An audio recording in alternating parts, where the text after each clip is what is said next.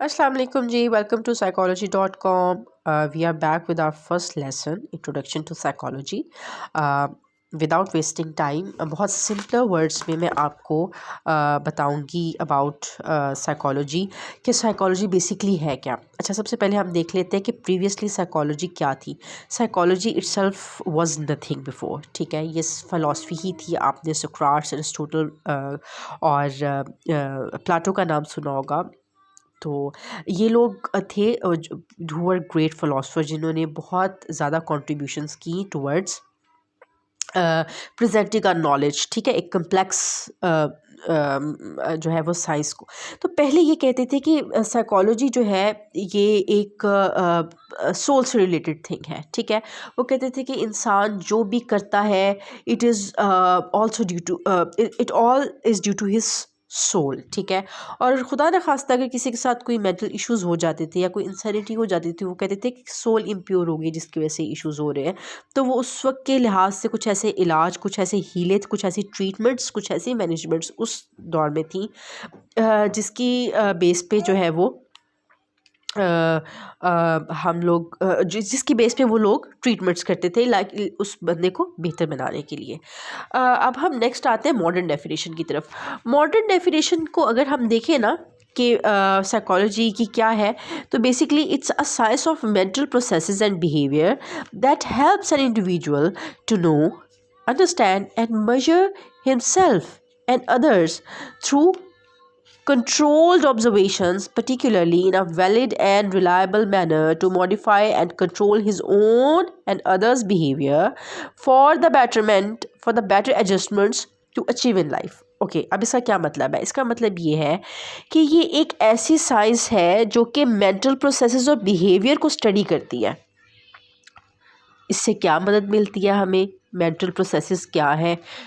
हम जो भी कर रहे हैं, हमारा मेंटल प्रोसेस है, इवन कि हमारा खाने को दिल कर रहा है, हमारा पढ़ने को दिल कर रहा है, हम जो भी कर रहे हैं, हम जो भी इरादा करके शौरी तौर पे या गैर शौरी तौर पे जो भी कर रहे हैं, एक बच्चा दूध मांग रहा है या एक बच्चा रो रहा है, ये सब बिहेवियर्स और मेंटल प्रोसेसेस ही हैं। तो एक इंडिविजुअल के मेंटल प्रोसेसेस को स्टडी करना ताकि वो अपने आप को मेजर कर ले। अब मेजरमेंट का क्या मतलब है, हम आगे जाके पढ़ेंगे कि मेजरमेंट जो है इट्स ऑल अबाउट आगे बहुत सारे मॉडर्न एरा में बहुत सारे टूल्स हैं, ऐसी बहुत सारी चीज़ें हैं जिससे हम ये कर सकते हैं अपनी पर्सनैलिटी को कि हम कैसे कैसे हैं। फॉर एग्ज़ाम्पल मैंने अपनी होप चेक करनी है कि मैं कितनी मुझे होप है ज़िंदगी से या मुझे कितनी उम्मीद है। तो कुछ ऐसे क्वेश्चन आंसर्स होंगे, कुछ ऐसे टूल्स होंगे, कुछ ऐसा स्टैंडर्ड या क्राइटेरिया सेट हुआ होगा जिसकी बेसिस पे जो है वो हम जो है मेजर कर सकेंगे कि अच्छा where are we standing in hope, या हम कितने होपफुल हैं, कितने होपलेस हैं, ठीक है, या हम कितने डिप्रेस्ड हैं, या हम कितने एंक्शियस हैं। डिप्रेशन हो जाता है ना, हमें टेंशन हो जाती है ना, तो ये सब कुछ हमें टूल्स के थ्रू पता चल सकता है। तो वो यहाँ मेजरिंग का ये मतलब हो सकता है, ठीक है। ओके, तो बेसिकली अब इंसान लाइफ में अगर आप स्टूडेंट नहीं भी हैं और वैसे भी एक जनरल ह्यूमन बीइंग है और आपको साइकोलॉजी या फिलॉसफी का पता है, आपने स्टडी की है, तो you will get to know better, you will get to know better about yourself कि आपने क्या अचीव करना है। आपके पास अपनी पर्सनैलिटी की नॉलेज आ जाती है, ठीक है। एक वैलिड एक अच्छे तरीके से आप अपनी लाइफ में जो है वो एक रिलायबल मैनर से अपना कंट्रोल क्रिएट कर सकते हैं लाइफ में, ठीक है। तो अब हम फॉर्मल डेफिनेशन की तरफ आते हैं साइकोलॉजी की। Psychology according to E.G. Boring is the study of human nature. It started with the advent of Adam, the first man on the earth, ठीक है। अब आप समझ गए होंगे कि उसके अकॉर्डिंग ये ह्यूमन नेचर की स्टडी है, ठीक है। और ये साइकोलॉजी जो है वो इंसान जब पैदा हुआ था ना, जब पहला इंसान दुनिया पे आया था हज़रत आदम अलैहिस्सलाम, तो तभी ये स्टार्ट हो गई थी, ठीक है। इसमें वो कह रहा है कि ये कोई डिफरेंट चीज़ नहीं है, ये कोई नई चीज़ नहीं है, ठीक है।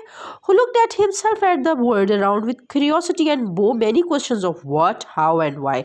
तो this is very important, what, how and why. What और हाउ एंड व्हाई का मतलब ये है कि जब इंसान, मैं फॉर एग्ज़ाम्पल मेरे सामने ये एक हीटर पड़ा है, ठीक है। अब इस हीटर को अगर मैं फ़र्स्ट टाइम देख रही हूँ तो मेरे माइंड में क्वेश्चंस रेज होगा कि व्हाट इज़ दिस, ठीक है।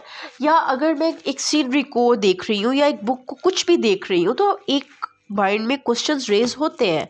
हम नए लोगों से मिलते हैं, उनकी पर्सनैलिटी को लेके हमारे माइंड में क्वेश्चंस रेज होते हैं, ठीक है।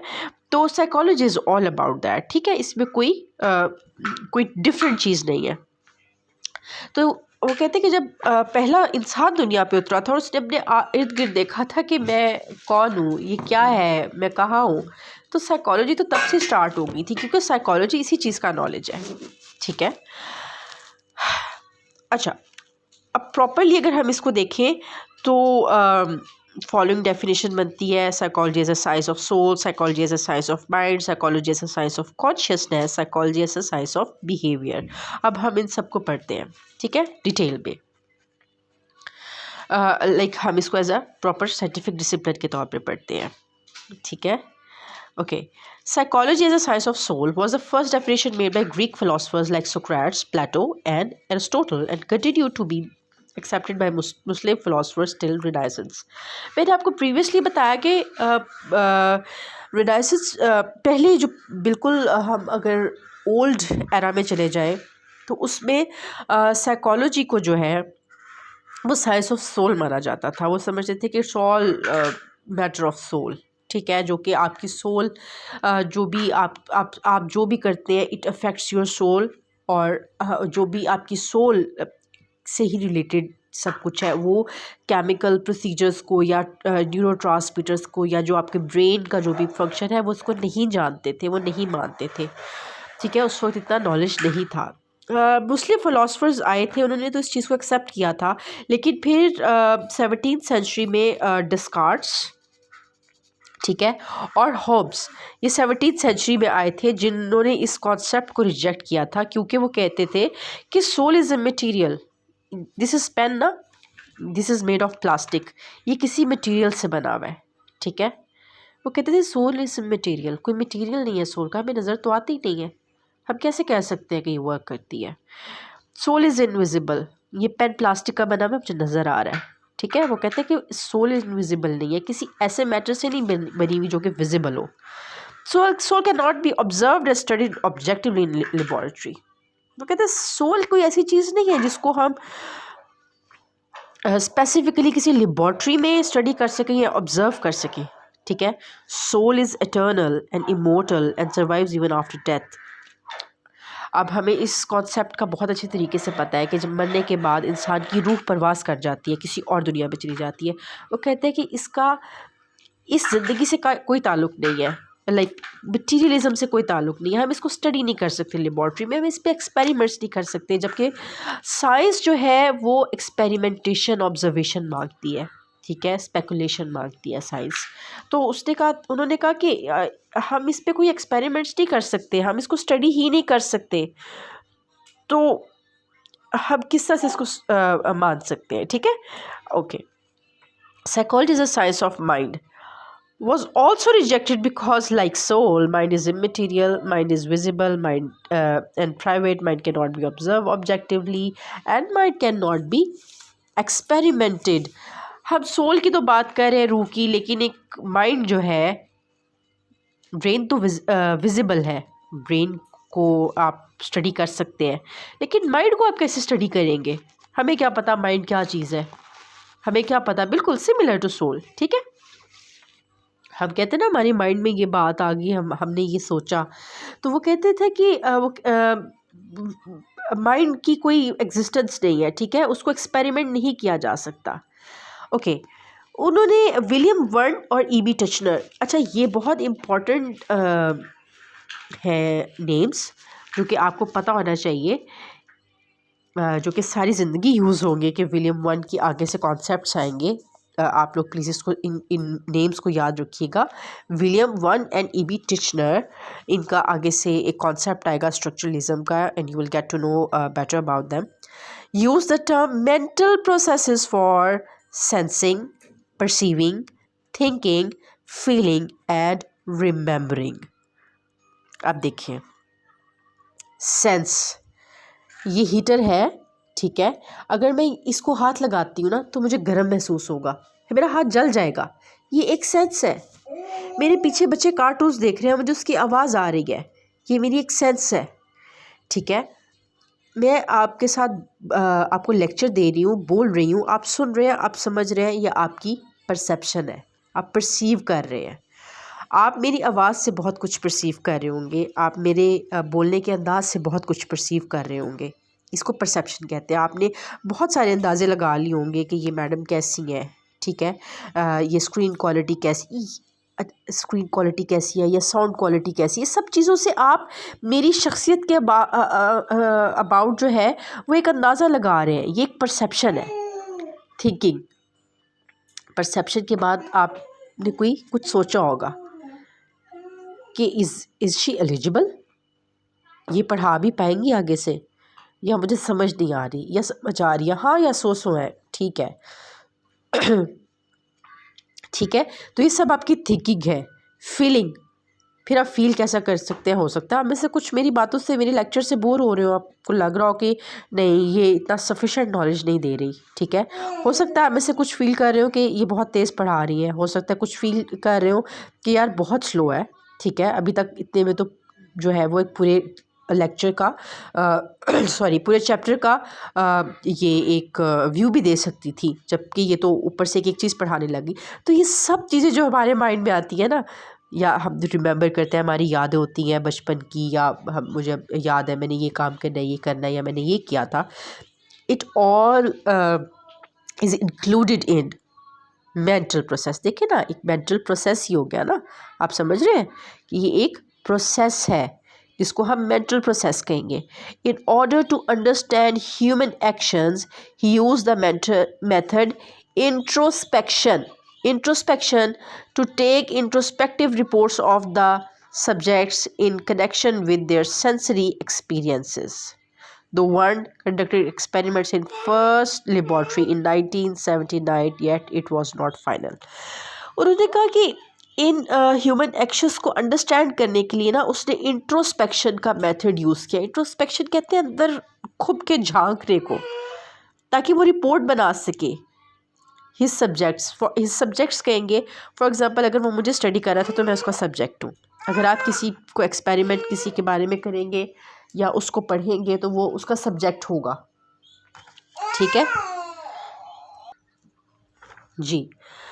तो विल्हेम वंड और टिश्नर ने जो है वो इंट्रोस्पेक्शन का मेथड यूज़ किया था ताकि वो रिपोर्ट्स बना सके अपने सब्जेक्ट्स की। मैंने आपको बताया सब्जेक्ट्स किन्हें कहते हैं, ठीक है। उनके एक्सपीरियंसेस जो भी होंगे उससे रिलेटेड वो रिपोर्ट्स बनाते थे, और उन्होंने ये एक्सपेरिमेंट्स कंडक्ट किए अपनी फ़र्स्ट लेबॉर्ट्री में। 1879 में फ़र्स्ट लेबॉर्ट्री जो है वो